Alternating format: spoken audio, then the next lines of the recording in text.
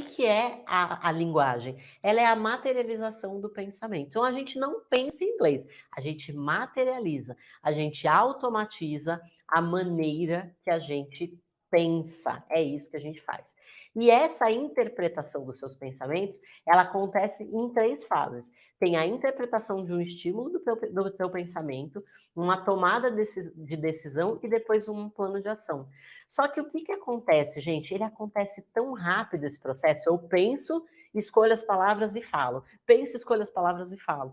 Então, isso acontece num processo tão rápido que você não vê isso passando pela sua consciência. A impressão que a gente tem é que nós pensamos em português e nós não pensamos. O pensamento ele é formado por outras nuances que vão além das palavras. Se o pensamento fosse só palavras, pensa bem, eu viro para você e falo a seguinte frase: nossa, ontem eu fui com o meu gato no cinema. Se eu me atenho somente às palavras, você entende a palavra gato e você imagina que eu peguei um gato e levei no cinema. Como o pensamento ele ajuda muito a gente a compor o contexto, o que acontece? Você já imagina, não por conta da palavra, mas sim por conta do contexto, que o meu gato, eu estou me referindo ao meu namorado, ao meu marido, a uma pessoa, eu não estou me referindo a um gato, eu não peguei um gato e levei no cinema. Assim como se eu falar para você, eu levei o meu gato no veterinário, você não vai entender que eu peguei o meu marido para ser examinado pelo veterinário.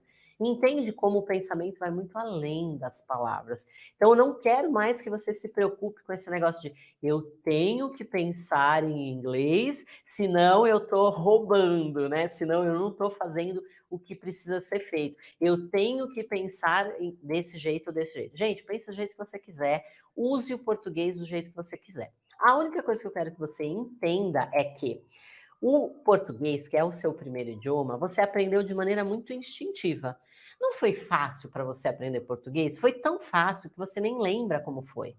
Porque foi um processo natural. Então, aprender os idiomas dessa maneira, um segundo idioma, da maneira que você aprende o português, é a maneira que o seu cérebro entende que é a mais instintiva, que é a mais natural, que é a mais fácil, né? Então, olha só,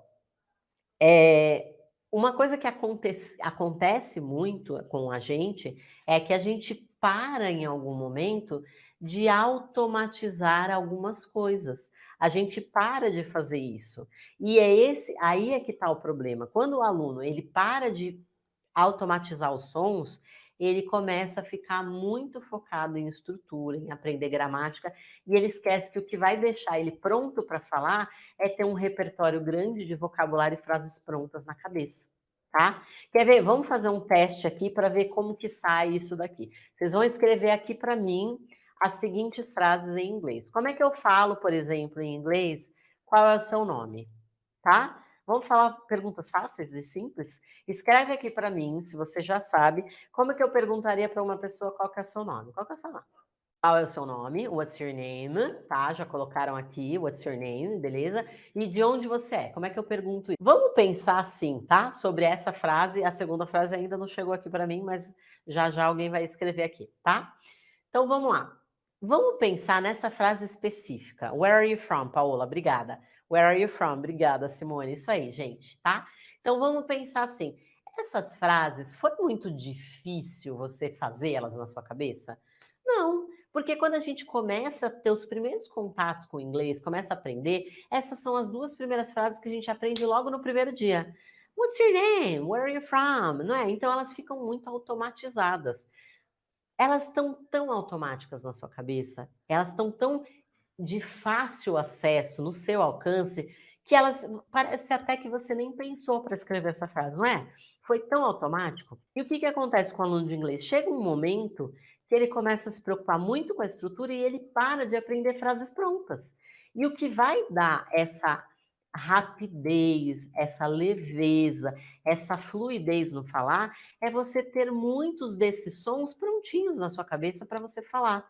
Então, quando você para de fazer isso no seu processo de aprendizado e foca muito na estrutura, você fica muito mais lento para falar, porque você fica pensando em cada etapa da frase, ao invés de ter um som de frase pronta. Essa frase parece que vem pronta na nossa cabeça. Where are you from? Where are you from? What's your name? Porque a gente repetiu muitas vezes, a gente automatizou isso tão profundamente, né? Isso é tão profundo para gente que a gente simplesmente parece que nem pensa. Então, entendeu o que é o pensar em inglês? Ele nada mais é do que você deixar alguns sons muito automáticos e prontos para serem ditos. E quando você não faz isso, o que acontece? Você vai perdendo essa naturalidade. Você vai perdendo o ritmo para falar, porque simplesmente não está pronto. Então é isso que eu preciso fazer. Eu preciso deixar mais sons automáticos na minha cabeça para que isso fique mais fácil, né? Para que isso, num momento de falar a frase, ela esteja automaticamente na minha cabeça.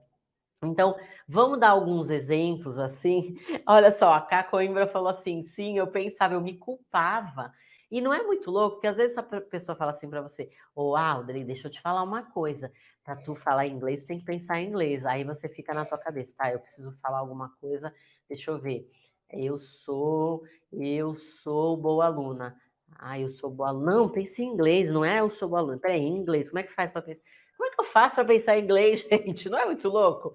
Parece que a gente está. E aí, na nossa cabeça, a gente fala assim: ai, ela não está sabendo o que eu estou pensando, então eu vou aqui secretamente na minha mente, como eu vou continuar pensando em português, né? E, na verdade, uma coisa muito importante, tá, gente, que eu quero que você entenda, é que quando você traduz em si, não é um problema, porque muita gente tem muito essa preocupação de eu não posso traduzir, ai, se eu não traduzir, se eu traduzir vai ser um problema. Vamos pensar nessa frase especificamente. Pensa na frase Where are you from?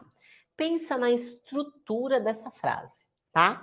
Na estrutura dessa frase, se você for analisar ela a fundo, for pesquisar ela lá do interior dela, você vai ver que tá lá escrito where, onde, are you, é você, e o from, que significa de. Onde é você de? Então, se a gente traduz essa frase, ela parece que perde até o sentido, fica meio estranha. Fica esquisito falar, mas a gente não forma a frase assim. Só que você não aprendeu ela por tradução. Você aprendeu que where are you from é de onde você é. Ponto. Você nunca nem questionou que essa frase tem uma estrutura diferente. Por quê? Porque você aprendeu a frase pronta.